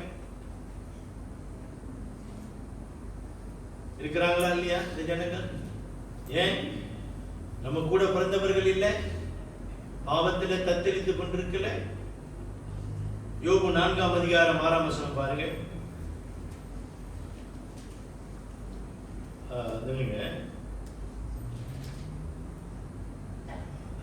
யோபு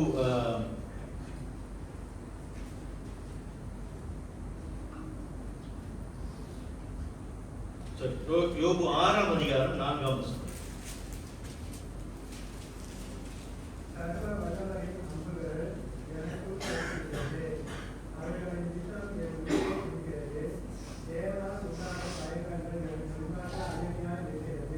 சரி, இங்க வந்து யோபு என்ன சொல்றாருன்னா, ஏன் கடவுளே எனக்கே விரோதமா இருக்கிறீங்க, சரியா? எனக்கே விரோதமா நீங்க என்ன, சர்வ வல்லவரின் அம்புகள் எனக்குள் தைத்திருக்கிறது, அவைகளின் விஷம் என் உயிரை குடிக்கிறது அப்படின்னு சொல்றாரு.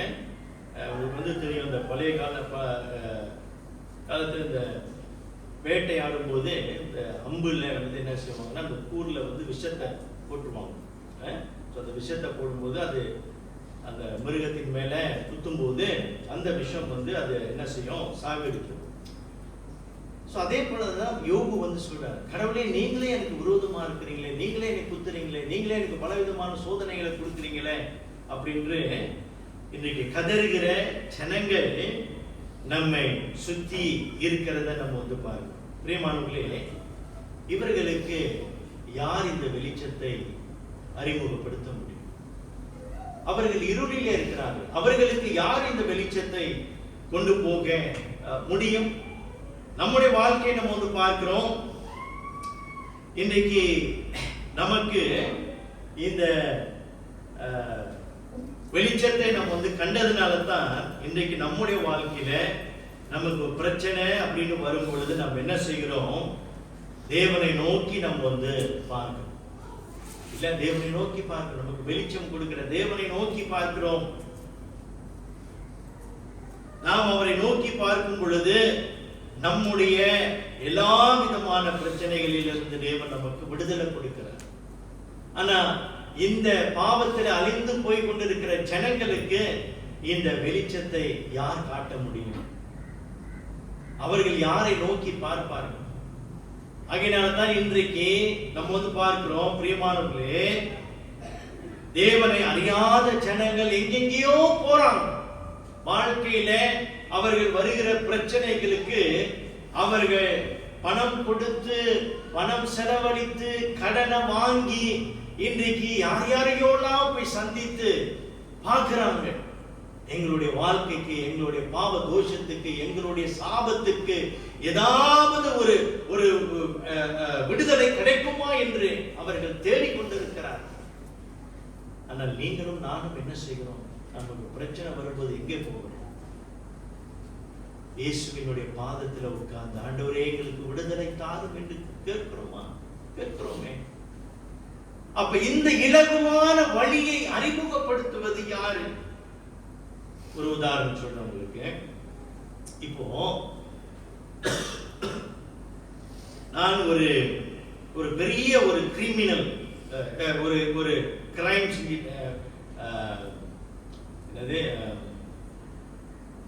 ஒரு குற்ற செயல் நான் செஞ்சிட்டேன். ஓகே, ஸோ இப்போ குற்ற செயல் செஞ்சிட்டேன். இப்போ நான் ஒரு லாயரை பார்க்குறேன், ஒரு பிரபலமான லாயர். அவர்கிட்ட நீங்க எந்த கேஸ் கொடுத்தாலும் அவர் உங்களை விடுதலை ஆக்கிடுவார். ஸோ அப்போ கர்பால் சிங் இருந்தாரு, சரியா? அப்புறம் சிங்கப்பூர்ல ரவி இருந்தாரு. 2 பேர்ட்டையும் முடிச்சிட்டாங்க கதையை, சரியா? ஒருத்தர் ஆக்சிடென்ட்ல இறந்துட்டாரு, இவரை போட்டாங்க, முடிஞ்சுது.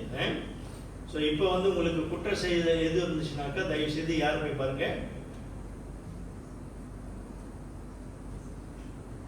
யாரை பார்க்கணும்? எனக்கு தெரியாது நீங்க யாரை பார்க்கணும் அப்படின்னு. ஏன்னா அப்ப கர்பால் சிங் இருந்தாங்க, நான் சொல்லியிருப்பேன் போய் கர்பால் சிங் பாருங்க அப்படின்னு. இப்ப எந்த சிங்னு தெரியாது எனக்கு, சரியா? ஆகையினால இப்போ எனக்கு அந்த பெரிய குற்ற செயல் இருக்குது, சரியா? யாருமே எந்த லாயரும் அந்த கேஸ் எடுக்க வர மாட்டாங்க. ஆனா எங்கேயோ ஒரு லாயர் வராரு, சரியா? மன்மோகன் சிங் வச்சுங்களேன், சரியா? யாரு? இந்திய பிரதமர், அவர் இல்லை, வாயில வந்துருச்சு. ஓகே, நல்ல ஒரு பேர் சொல்லுங்க. ஷான் சிங். ஓகே, ஷான் சிங் வச்சுக்கோமே, சரியா? திடீர்னு இந்த ஷான் சிங் வராரு. ஓகே, ஸோ தம்பி கவலைப்படாத, இதெல்லாம் சாதாரண கேஸ் தான், நான் முடிச்சு கொடுத்துறேன் அப்படின்னு சொல்லிட்டு அப்ப எனக்காக வாதாடி வாழ்க்கையில ஒரு பெரிய ஒளியை கொண்டு வந்தார், சரியா? கேஸ் ஜெயிச்சு மில்லியன் கணக்கான பணம் எனக்கு வரேன். இப்போ அதே போல சகோதரர் மகேந்திரன் ஒரு பெரிய குற்ற செயல், என்னை விட இன்னும் பெருசு. ஓகே, ஸோ அவர் தத்தளிக்கிறார் வாழ்க்கையில, எந்த சிங்க நான் பார்க்கிறது அப்படின்னு எங்கெங்கயோ போறாரு. அப்புறம் அந்த கேள்விப்பட்ட உடனே நான் என்ன செய்வேன்? நீங்க யாரை போய் பாருங்க, ஷான் சிங் என்று போய் பாருங்க, அவர் எப்படிப்பட்ட கேஸா இருந்தாலும் உங்களுக்கு முடிச்சு கொடுத்துருவாரு, இல்ல அப்படின்னு சொல்வேன். இல்லையாங்க, சொல்வேன், சரியா? அவர் மேல எனக்கு அன்பு இருந்துச்சுன்னா, கரிசனை இருந்துச்சுன்னா, ஐயோ அவர் கஷ்டப்படுறாரு, தத்தளிக்கிறாரு, வேதனையில இருக்கிறாரு அப்படின்னு அந்த உணர்வு எனக்கு இருந்துச்சுன்னா, நான் உடனே என்ன செய்வேன்? அவருக்கு அந்த லாயரை நான் காட்டுவேன். அதே போலதான் பிரியமானவர்களே, இன்றைக்கு இந்த பாவத்தினால சிக்கி தவித்து கொண்டிருக்கிற ஜனங்களுக்கு, வெளிச்சம் இல்லாத ஜனங்களுக்கு, அவர்களுக்கு இந்த இயேசுவை காட்டுவதற்கு நம்முடைய இருதயம் துடிக்க வேண்டும். நம்முடைய இருதயம் துடிக்கணும். இன்னைக்கு அப்படிப்பட்ட ஒரு துடிப்பு நமக்கு இல்லைன்னா, மறுபடியும் நான் சொல்லுகிறேன், நம்முடைய ரட்சிப்பு ஒரு கேள்விக்குறி.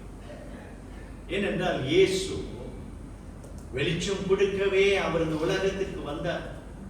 அப்ப இன்றைக்கு அந்த வெளிச்சத்தை பெற்றிருக்கிற நாம் மற்றவர்களுக்கு அந்த வெளிச்சத்தை கொடுக்க நாம் என்ன செய்து கொண்டிருக்கிறோம்? இறுதியாக நம்ம பார்க்கிறோம், லூக்கா யோவான் ஸ்நானகன் பாருங்க வழியை ஆயத்தம் பண்ணுகிறார் என்று சொல்லும் பொழுது, மூன்றாவதாக அந்த 79ஆம் வசனத்துல நம்முடைய கால்களை சமாதானத்தின் வழியிலே நடத்தவும். சரியா? Jesus guides sinners into the way of peace. இயேசு பாவிகளை சமாதானத்தின் வழியில் நடத்துகிறார். முதலாவது நம்ம பார்த்தோம், பாவ மன்னிப்பின் மூலம் இயேசு ரட்சிக்கிறார். இரண்டாவதாக இருளில் வாழ்பவர்களுக்கு இயேசு வெளிச்சம் தருகிறார். இறுதியாக நம்ம பார்க்கிறோம், இயேசு பாவிகளை சமாதானத்தின் வழியில் நடத்துகிறார் என்று பார்க்கிறோம். இந்த சமாதானம் என்ற வார்த்தை நமக்கு தெரியும். எபிரேய மொழியில ஷாலோம் என்ற வார்த்தை. இந்த ஷாலோம் என்றால் எல்லாருக்கும் சமாதானம், அதாவது மனுஷனுக்கு தேவன் வைத்திருக்கிறதான சமாதானம். இது மனுஷன் கொடுக்கிற சமாதானம் அல்ல, இது தேவன் நமக்கு கொடுக்கிற சமாதானம். இந்த சமாதானம் நமக்கு நன்றா தெரியும், கர்த்தராகிய இயேசு கிறிஸ்து மூலமாக தான் நமக்கு கிடைக்கிறது. ஏனென்றால் கர்த்தராகிய இயேசு கிறிஸ்து அவர் சமாதானக்காரராக இருந்தார். கல்வாரி சிலுவையிலே நமக்காக அவர் ரத்தம் சிந்தி நம்மை மீட்கும் பொழுது சத்துருவாய் இருந்த தேவனுக்கு சத்துருவாய் இருந்த நம்மை அவர் என்ன செய்கிறார்? நம்மை அவருடைய சிலுவையின் மரணத்தினால் நம்மை இணைக்கிறார், நம்மை சமாதானம் பண்ணுகிறார். அப்ப இந்த சமாதானக்காரராகிய இயேசு கிறிஸ்துவை நாம் காட்ட நம்முடைய இருதயம் துடிக்க வேண்டும். பாருங்க, கர்த்தராகிய இயேசு கிறிஸ்து அவர் இந்த உலகத்துக்கு வந்தார்.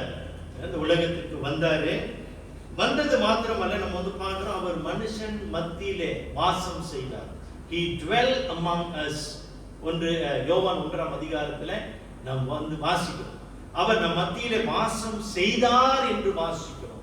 நம்ம மத்தியில வாசம் செய்தார் அப்படின்னு சொல்லும் பொழுது அவர் பாவிகளோடு சுற்றி திரிந்தார். பாவிகளோடு அவர் பெத்லெஹேம்ல பிறந்து, அந்த பெத்லெஹேம்ல வளர்ந்து, அதன் பிறகு அவர் ஊழியத்துக்கு ஏதோ ஒரு ஒரு ஒரு காரியத்தை அவர் செய்து கொண்டிருந்தார் என்பதில்லை. அவர் ஏழ்மையின் கோலத்தில் பிறந்து அவர் பாவிகள், ஏழை, எளியவர்கள் மத்தியில் அவர் என்ன செய்து கொண்டிருந்தார்? அவர் விளாவிக் கொண்டிருந்தார், வாசம் செய்து கொண்டிருந்தார். அப்ப அது என்ன காட்டுகிறது? ஒவ்வொரு பாவியும் சமாதானத்தின் வழியை அவன் காண வேண்டும் என்பதே இயேசு விரும்பினார் என்பதை நம்ம பார்க்கிறோம். அப்போ பிரியமானவர்களே, இந்த கர்த்தராகிய இயேசு கிறிஸ்து அவர் சமாதானத்தின் தேவன் என்று நம்ம பார்க்கிறோம். ரோமர் 15ஆம் அதிகாரம் 33ஆம் வசனத்திலே வாசிக்கிறோம். அது மாத்திரமல்ல, பவுல் பாருங்க, இந்த சமாதான இயேசுவை குறித்து என்ன சொல்கிறார் என்றால், யோவான் 14:27 வாசிக்கத.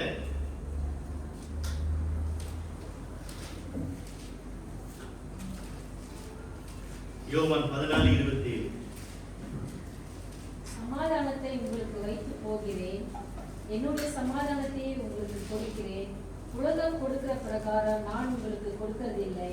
உங்கள் இருதயம் கலங்காமலும் பயப்படாமலும் இருப்பதாக. பிரியமானவர்களே, கலங்கி பயப்பட்டு கொண்டிருக்கிற எத்தனையோ ஆத்துமாக்கள் நம்மை சுற்றி இருக்கிறாங்க.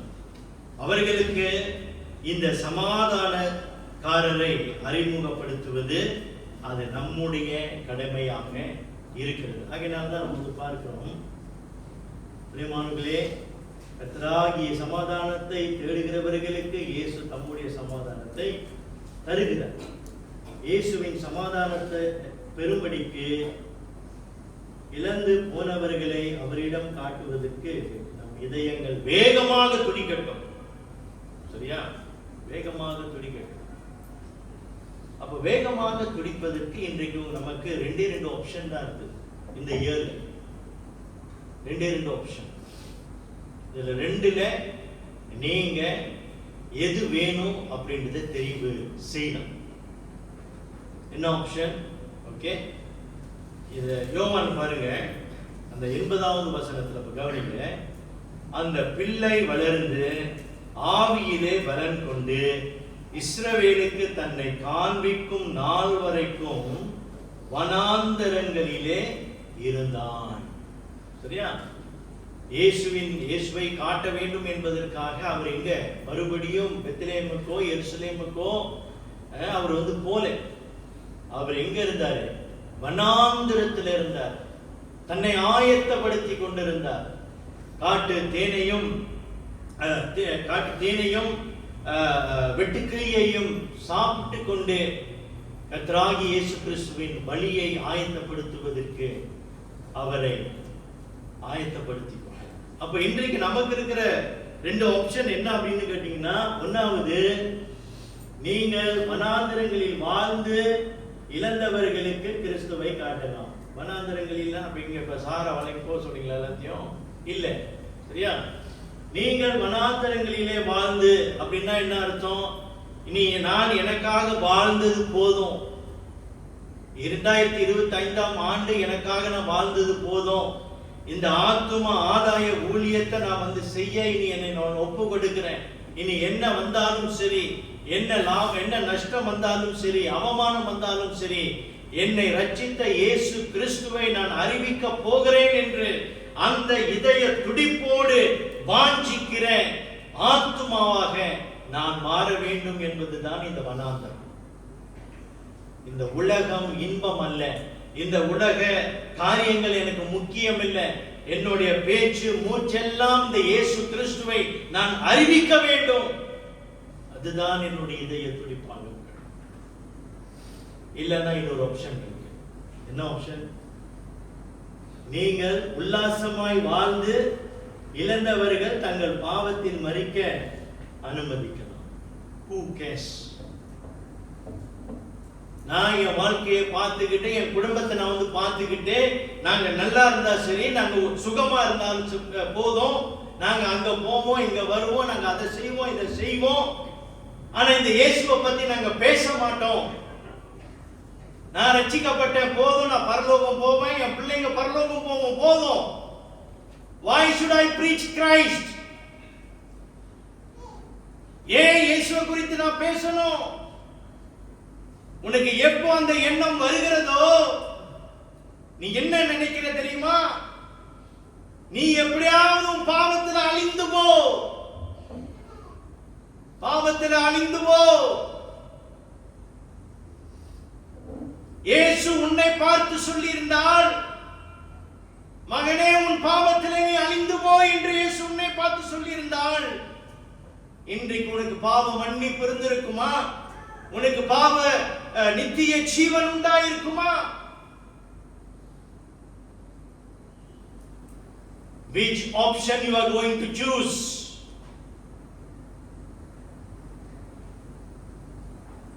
நம்முடைய சர்ச்சில் ஆத்மா பெருக்கம் இல்லை. காரணம் என்ன? நாம் எல்லோரும் நம்முடைய குடும்பத்தை பார்த்து கொண்டிருக்கிறோம். We never go and preach. பாவ மன்னிப்பு குறித்து நமக்கு பேச தைரியம் இல்லை. ஆனா செல்வத்தை பத்தி பேசுறோம், பொருளை பத்தி பேசுறோம், இன்பத்தை குறித்து பேசுகிறோம். ஏன் இந்த பாவ மன்னிப்பை குறித்து நாம் பேச மாட்டேங்கிறோம்? We do not know the value of the blood of Christ. வாலிபர்களே, இன்றைக்கு யாரை குறித்து நீங்கள் பேசிக் கொண்டிருக்கிறீர்கள்? எங்கே உங்களுடைய நண்பர்கள்? எத்தனை நண்பர்களிடத்தில் உங்கள் வாய் திறந்து நீங்க இயேசுவை பத்தி சொல்லிருக்க, பாவ மன்னிப்பை குறித்து பேசியிருக்கிறீங்க? வேலை செய்கிறவர்களே, உங்களுடைய நண்பர்களுக்கிட்ட எத்தனை பேருக்கிட்ட சுவிசேஷத்தை அறிவித்து இருக்கிறீர்கள்? இது பாஸ்டருடைய கடமை மட்டுமல்ல, இது மூப்பருடைய கடமை மட்டுமல்ல, இனி மரணத்தை நோக்கி கொண்டிருக்கிற இந்த வயதானவர்களுடைய வேலை மட்டுமல்ல. சார்ல்ஸ் ஸ்பர்ஜன் சொல்வது போல, கிறிஸ்து இயேசுவினால் மீட்கப்பட்ட ஒவ்வொருவனுடைய கடமை என்று நாம் பார்க்கிறோம். பிரியமானவர்களே, நீங்கள் இயேசுவை சந்திக்கும் பொழுது, இயேசுவானவர் உன் வாழ்க்கையை நீ எவ்வளவு சுகமா நடத்தின, எவ்வளவு பாவம் குறைவா நீ செய்திருக்கிற, உன் குடும்பத்தை எவ்வளவு பக்தியில நடத்திருக்கிற என்ற கேள்வி அவர் கேட்க போகிறதில்லை. அவர் கேட்பது ஒன்றே ஒன்றுதான், எத்தனை பேர் கிறிஸ்துவுக்குள் நீ நடத்தி இருக்கிற என்பதுதான். அதற்காக தான் பவுல் ஓடுறார், எல்லா தேசத்துக்கும் ஓடுறார். இந்த சுவிசேஷத்தை நான் பிரசங்கிக்காவிட்டால் எனக்கு ஐயோ என்று சொல்கிறார். Woe unto me if I don't preach Christ. ஏன் அவருடைய இதய துடிப்பு இன்றைக்கு நமக்கு இல்லை? ஏனென்றால் நாம் எல்லாரும் உல்லாசமாய் வாழ பார்க்கிறோம். நாம் காம விகாரத்தை கொண்டவர்களாக நிற்கின்றோம். இன்பத்தை தான் நம்ம அனுபவிக்க விரும்புகிறோம். Where is our heart? இழந்து போய் கொண்டிருக்கிறார்களே, அவர்களை பார்த்து நம்முடைய இருதயம் துடிக்கிறதா?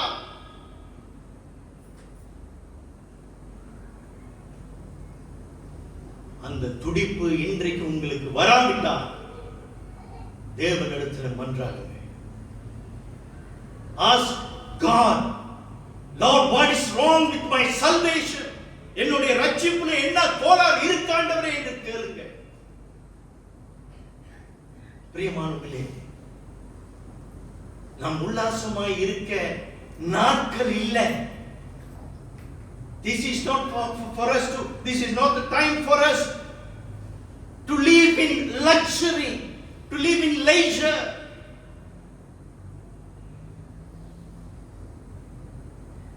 Go and preach the gospel.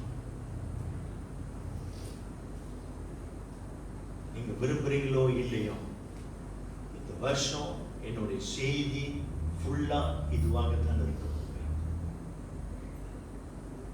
போங்க, சுவிசேஷத்தை அறிவிங்க. ஆண்டவரே, நாம் கட்டப்பட்டிருக்க ஆண்டவரே, அவிழ்த்து விடுங்க, கேளுங்க ஆண்டவர்கிட்ட, கேளுங்க.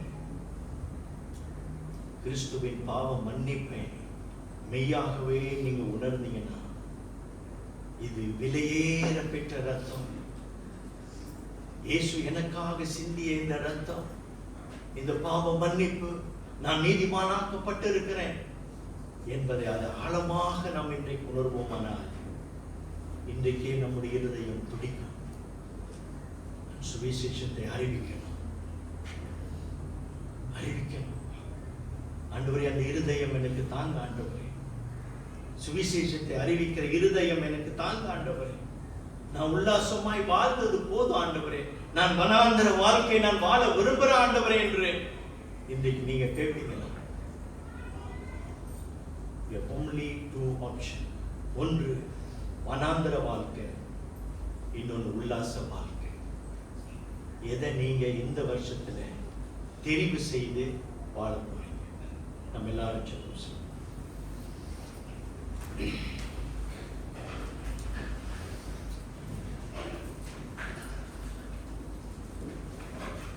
எங்கள் அன்பின் பரலோக பிதாவே, இரக்கங்களுக்காக நாங்கள் மன்றாடுகிறோம். ஆண்டவரே, எங்களை சுற்றி ஜனங்கள் பாவத்தை அறிந்து கொண்டிருக்கிறார்கள். நாங்களோ அதை பார்த்து கொண்டு சும்மா இருக்கிறோம். ஆண்டவரே, அந்த இதய துடிப்பு எங்களுக்கு தாங்க ஆண்டவரே. உம்முடைய இரட்சணியத்தை நாங்கள் அறிவிக்க, வெளிச்சத்தை கொடுக்கிற இயேசு கிறிஸ்துவை குறித்து பேசி, சமாதானத்தை தருகிற இயேசுவை குறித்து நாங்கள் பேச எங்களுடைய இருதயம் துடிக்கட்டும் ஆண்டவரே. இயேசுவே, உம்முடைய இருதயம் எங்களுக்கு தாங்க ஆண்டவரே. உம்முடைய இருதயம் எங்களுக்கு தாரும் ஆண்டவரே. பரலோகம் தேவராஜ்யத்தை சேர்ப்பதற்கு ஆண்டவரே நீர் ஓடினது போல நாங்கள் ஓட எங்களுக்கு உதவி செய்ய.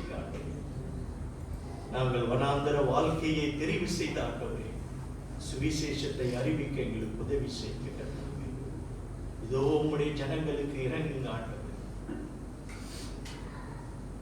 வனாந்தர வாழ்க்கையா உல்லாச வாழ்க்கையா என்று இன்றைக்கு நாங்கள் தெரிவு செய்து அதன்படி வாழ எங்களுக்கு உதவி செய்ய.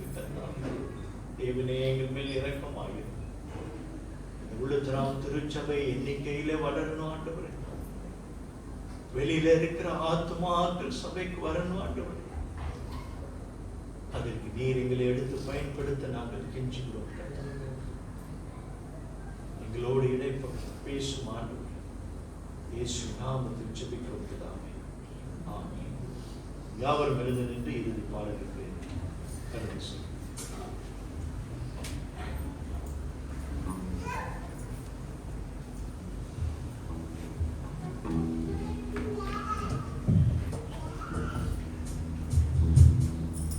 இறுதி பாடல் அனைத்தும் அழிந்து போகின்ற ஆத்துமாக்களை தினமும் தினமும் நினைத்து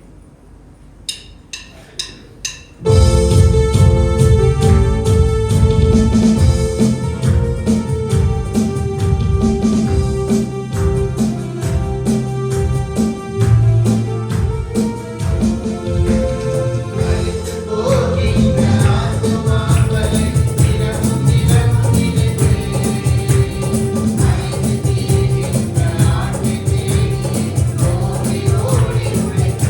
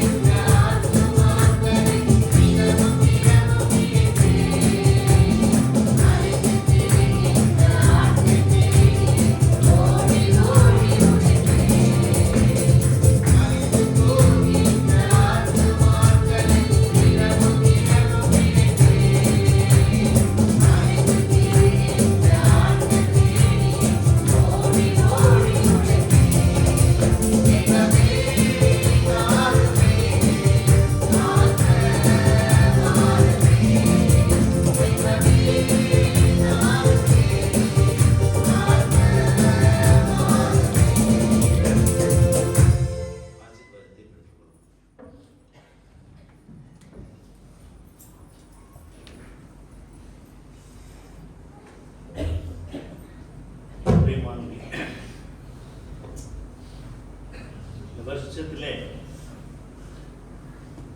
நாம் அறுவடை செய்ய போகிறோம்.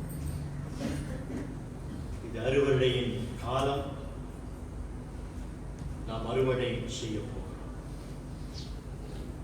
உல்லாச வாழ்க்கையை ஒதுக்கிவிட்டு வனாந்தர வாழ்க்கையை தெரிவு செய்து கிறிஸ்துவை காட்டுகிற ஒரு கிறிஸ்தவனாக மாற நம்மை ஒப்புக் கொடுப்போம். பிரியமானவர்களே, நமக்காக வாழ்ந்தது போல் நாம் வாழ்கிற இந்த வாழ்க்கை கிறிஸ்துவுக்காக ஒப்பு கொடுத்து, ஆண்டவரே உடைய சுவிசேஷத்தை நான் அறிவிக்கப் போகிறேன். என் வாயை தரும் ஆண்டவரே, தைரியத்தை தாரும் ஆண்டவரே. என்ன வந்தாலும் இயேசுவை மாத்திரம்தான் நான் பிரசங்கிக்க போகிறேன் என்று சொல்லக்கூடிய ஒவ்வொரு இதயங்களையும் பார்த்து நான் சொல்ல விரும்புகிறேன், தைரியம் கொள்ளுங்கள். ஒருவேளை இப்பொழுது நீங்கள், ஆண்டவரே நான் வனாந்தர வாழ்க்கையை நான் தெரிவு செய்கிறேன் என்று சொல்லக்கூடியவர்களுக்கு தேவனுடைய நாமத்தை முன்னிட்டு நான் சொல்லுகிறேன், நீங்கள் புறப்பட்டு போங்க. கண்ணீர் சிந்து விதையை தூவுங்கள். தேவன் பலனை கொடுக்க போகிறார். தேவன் கொடுத்த இத்தனை ஆசீர்வாதங்களும் நாம் சொந்தமாக அனுபவிப்பதற்காக அல்ல, அது கிறிஸ்துவை காட்டுவதற்காகவே தேவன் நமக்கு கொடுத்திருக்கிறார். எங்கே நாம் சுவிசேஷத்தை அறிவிக்காமல் நிற்கிறோமோ, நமக்கு வாய்ப்பு வரும் பொழுது நாம் சுவிசேஷத்தை அறிவிக்காமல் நிற்போமாகில் நாம் சுயநலவாதிகளாக நிற்கிறோம் என்பதை நாம் மறந்துடவே கூடாது. நான் விடுதலையாக்கப்பட்டேன், என்னுடைய கடன் எனக்கு ரத்து செய்யப்பட்டது என்பதை உணர்ந்தவர்களாய் நம்முடைய இதயம் துடிக்கட்டும்.